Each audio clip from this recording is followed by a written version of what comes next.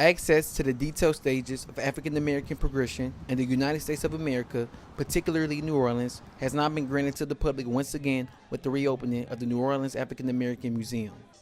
Frederick Adenofi, a resident of New Orleans, was one of the many New Orleanians piqued by the museum's return to the community. Well, I've lived in New Orleans for about 20 years now, 15, 20 years, and I've walked by the big house on the next block, the original museum, and I always wondered about it. With the reopening of the museum comes new exhibits that are not fresh to only the community, but to the new museum as well. You'll see the jazz figures that we are so proud of, that we boast here in New Orleans. Michael Griffin, the board chair of the African American Museum, is positive that the impact of the museum on the African American community will be a positive one. The historical perspective of African Americans in this community is an international story.